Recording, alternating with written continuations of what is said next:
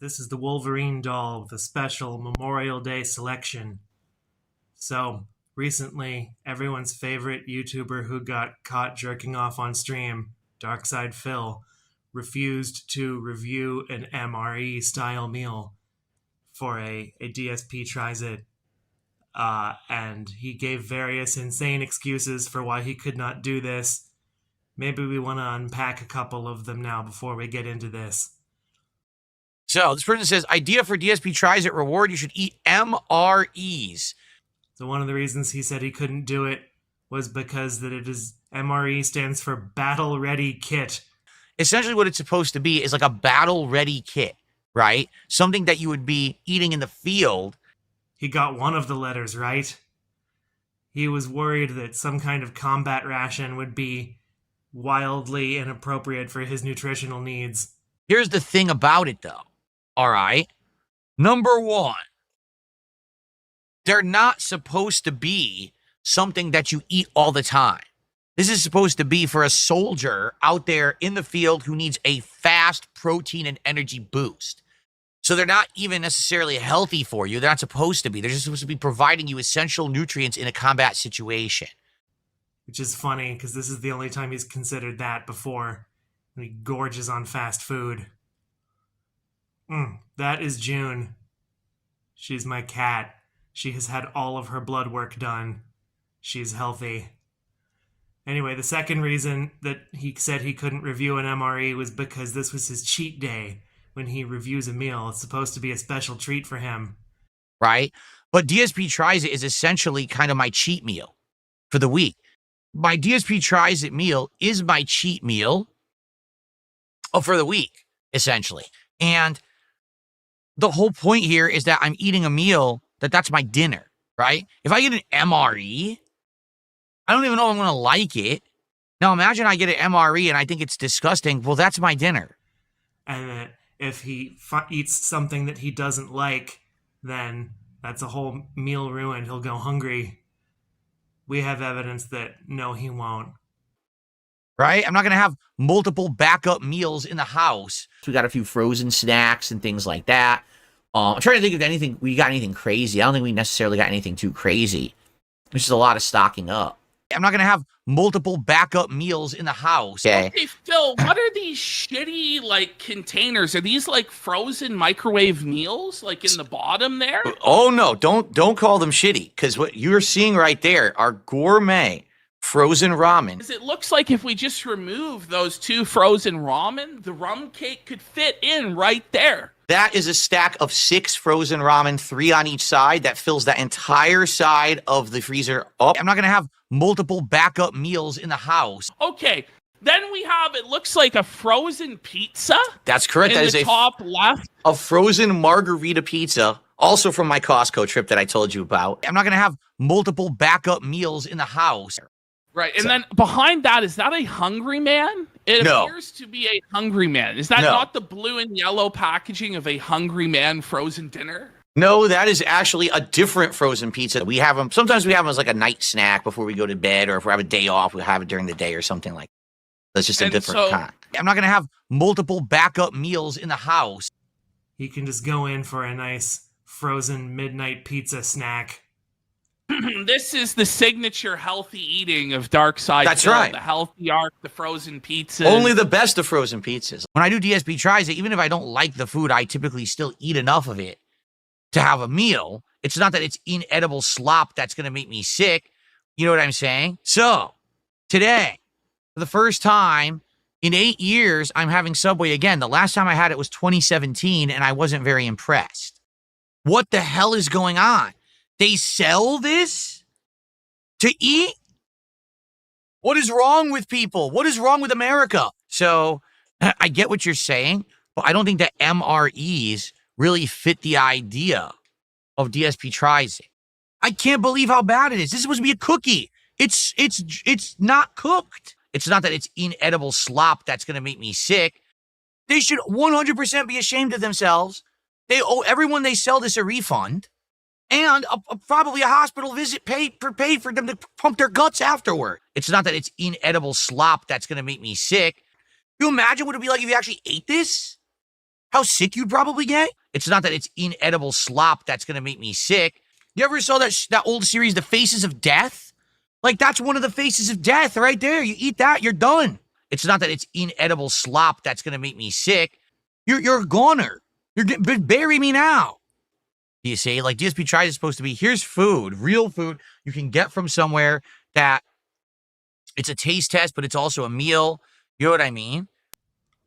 So because this is in honor of the guy, in honor of his Italian heritage, I went in for menu 20, Italian sausage with peppers and onions in marinara sauce. I know Philip was expecting some kind of like tube of incoherent protein goo, but MREs do resemble food. One might even say that they are food. So let's start. I'm going to cut this bad boy open.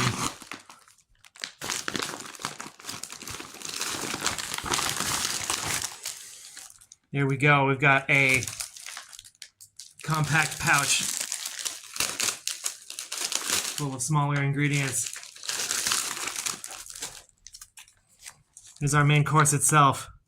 Also, I'd like to shout out to Steve MRE Guy for doing the best goddamn MRE reviews on the internet. He can't be beat. I'm not attempting to beat him. If anything, this is just a tribute. We've got some dried cranberries here, a delicious mealtime treat.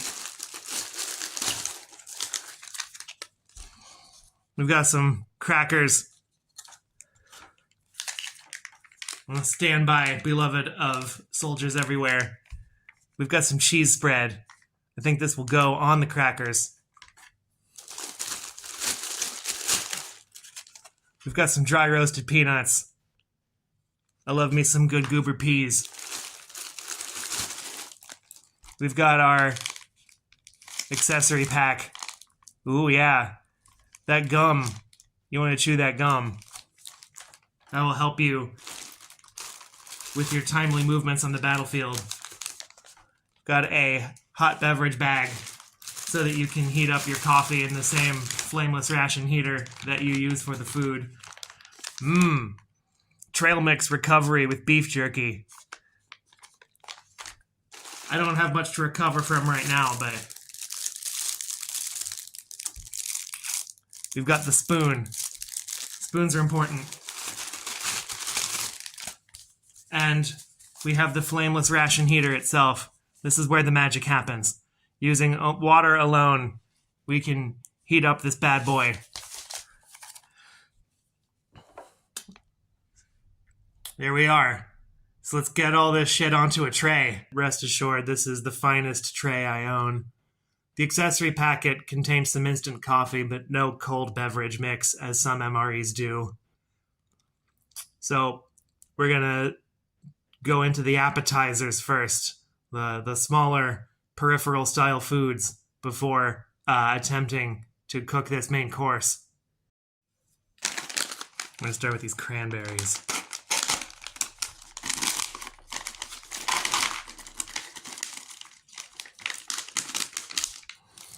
Hard to mess this one up. They're looking good. Dried cranberries. Maybe I shouldn't have started with the item most likely to actually be tangy.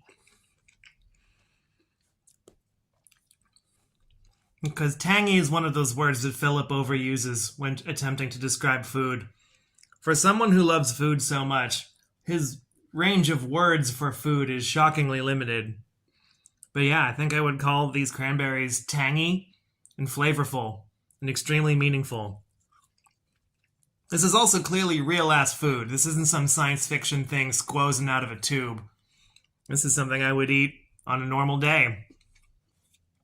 Oh yeah, I checked the package, like the outer wrapping of the MRE, and if I'm reading this correctly, this particular MRE was made 10 years ago in 2015, and it's still fucking great. You want to get nuts? All right, let's get nuts. It's a lovely vacuum seal here.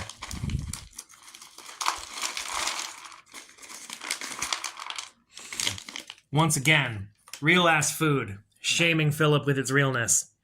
These look and feel just like the sort of dry roasted peanuts you'd get anywhere.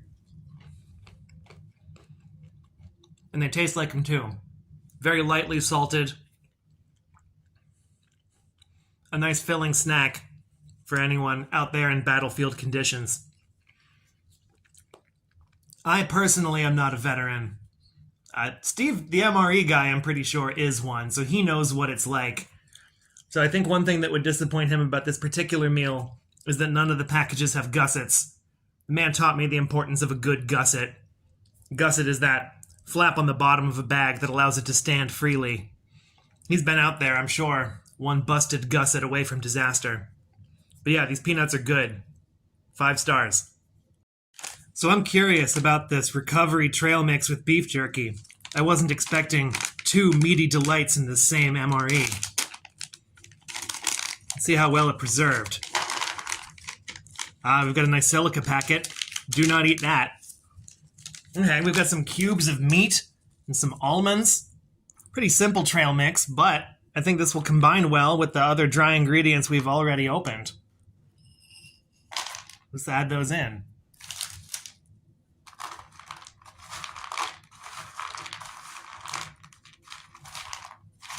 There we go. The beef jerky itself has held up quite well. Once again, these are shelf-stable versions of the sort of things that you could find anywhere when you were buying food just for yourself, off of the battlefield. The silica packet has done its job. The almonds have not gone soggy. They retain a pleasant firmness while not being too dry.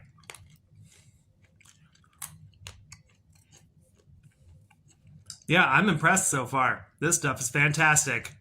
I might just shunt all that into a little baggie and finish it later. The crackers. These are important. These are a military heritage food for centuries. Soldiers, sailors, all sorts of folk on journeys under adverse conditions have been eating some kind of hard bread with whatever stuff they could get on it. You know, this ties us back to another YouTuber I watch a lot, Townsend's. That absolute mad lad in his tricorn hat, putting absurd amounts of nutmeg on everything. That guy's alright. We're gonna open up some cheese spread, put this on there. Now that is some grade A cheese with a Z. Okay. The crackers have gotten a little crumbly over the ages, the 10 years of their long journey, but hard bread products have waited for much longer periods on shelves before they get eaten. I would have wanted them to hold together a little bit better, but the proof of the pudding is in the eating.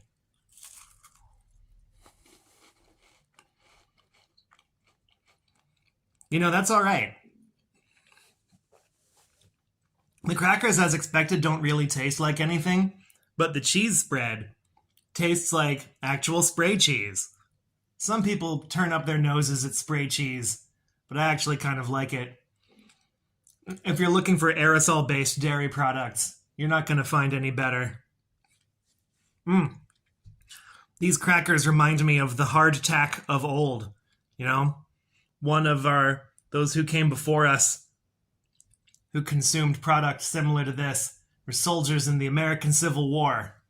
And speaking of things Philip has recently refused to do, when someone asked him which side he would have taken in that war had he traveled back in time, he refused to answer the question, saying that it's complicated and he's, quote, not a history buff. You time traveled to the American Civil War.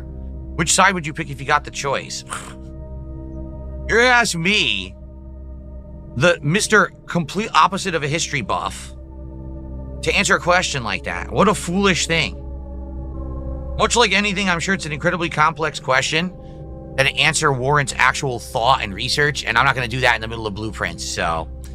This man is ridiculous. It's not a hard question. The Union forever. Do it again, Uncle Billy. All right, we're at the main event. Time to try to cook our main course. I have filled the beverage bag with some water for our instant coffee so we can heat it all up together in the same flameless ration heater. Here's our instructions. You can see these things operate off of a chemical reaction. You pour water into the heating element and it causes a lively ectothermic reaction, infuses your food with delicious heat. It recommends that you keep it inside the cardboard sleeve and lean it against a, quote, rock or something, unquote. I love that. That really speaks to the ingenuity that those who have had to eat out on the battlefield have had to muster. So we don't have a rock here in our house. That was an oversight on my part. So I've got to come up with something else. Let's just use this Furby. Right. Moment of truth. Time to see if I humiliate myself horribly, failing to do a basic task. You're going to fill this with water up to the heater, to the fill line. Which is about there. We're going to lean this against our designated rock or something, and we're going to see if the flameless ration heater is still good after 10 years. If it isn't, I'll try to eat this shit cold. So while we're waiting, there's a relevant story I'd like to bring up.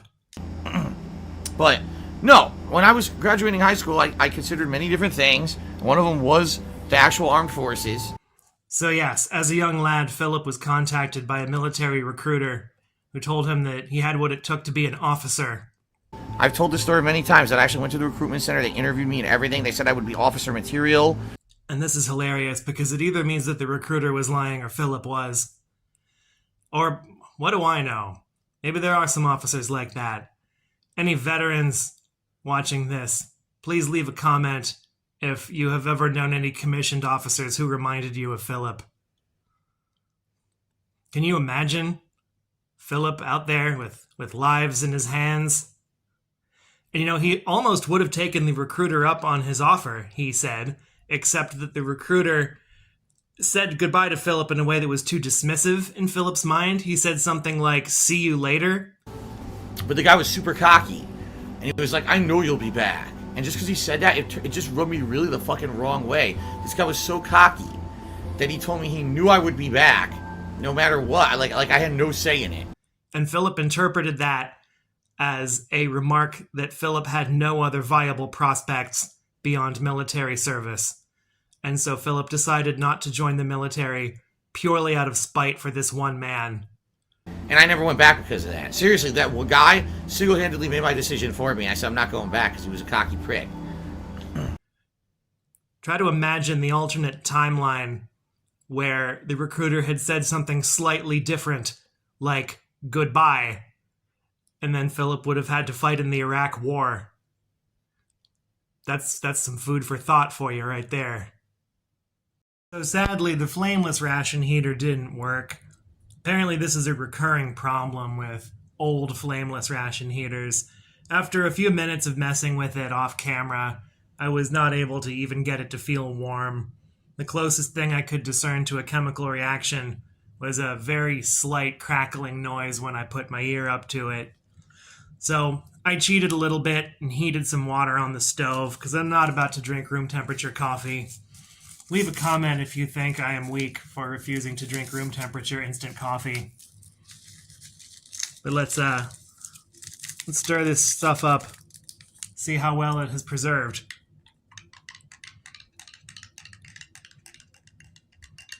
It smells like coffee. I'm going to try it black, and then I'm going to see how much it is improved by the sugar and cream.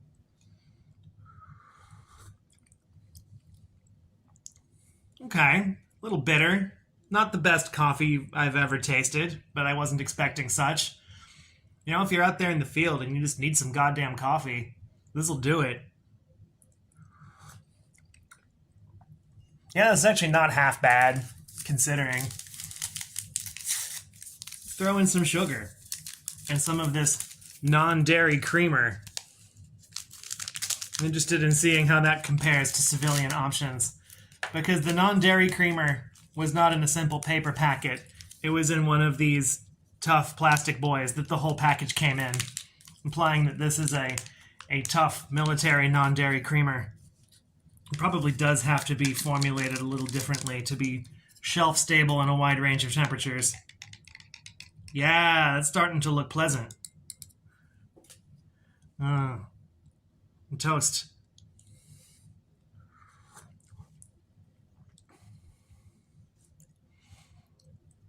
Yeah, I dare say that non-dairy creamer is just the sort that you would find, powdered in a bottle in a grocery store or something. I have no valid complaints about the instant coffee. It is what it is. Let's carve open this main course. I've kept you in suspense for long enough. Even the Furby seems to want in on this.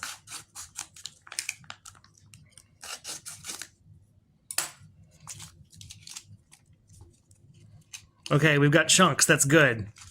It felt oddly uniform when I was handling it earlier.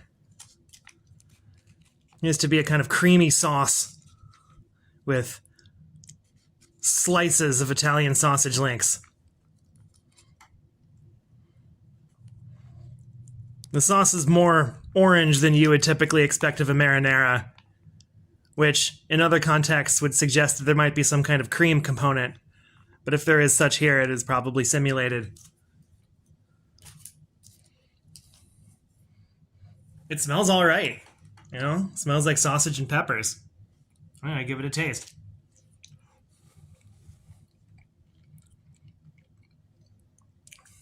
Yeah, it's savory. The slices of sausage have the correct texture. They're even better than you would get in, most canned pasta meals. Yeah. I think I don't hate this. The abundance of sauce means that you can try to mix it up. I'm going to try some of this on a cracker. I think this is one of the intended flavor permutations. Yeah, I'm getting a little...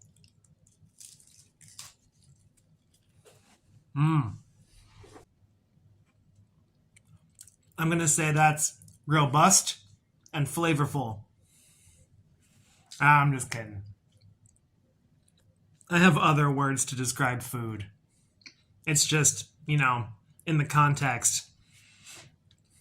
So many of the recent food reviews I've seen have been DSP tries it. So these invasive thought goblins invade my head saying, call it robust, call it tangy, call it flavorful.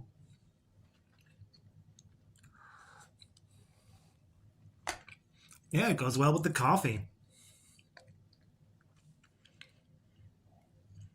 Yeah, I'm going to say this Italian sausage with peppers and onions is better than what you would expect of something out of a can.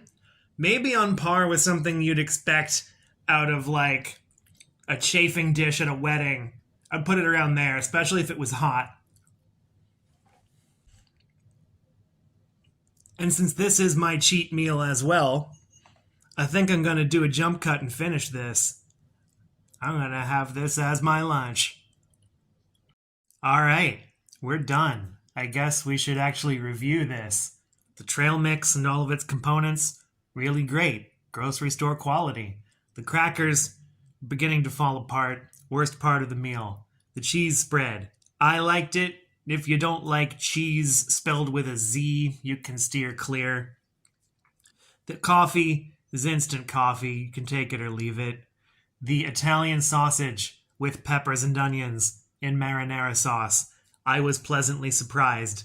This is as good as you're going to get outside of a home kitchen or an authentic Italian restaurant in Connecticut, the only place where they can make authentic Italian food. When I was growing up in Connecticut, there was a few different foods that were prominent. Okay, number one, Italian food. There were many Italian restaurants that had authentic pasta dishes, antipasto, actual Italian-style breaded calamari, pizza, that kind of stuff. So that stuff I'm well versed in. I grew up with authentic Italian food. I'm gonna try this gum. Okay. Minty. Got a little spice to it. The Italian sausage isn't spicy. It's a sweet Italian sausage, but it's not cloyingly sweet. Nobody put 2 whole cups of sugar into this sauce. Now what does the sugar do in the sauce? Add sweetness. So I think we're about done here. Thanks for coming along for the ride. Hope you have a peaceful Memorial Day. Till then, peace out. Keep your stick on the ice. And you want to know the worst part? This is $7. $7. 7. The number. Oh, it's backwards. 7. No, that's back. 7. The number 7.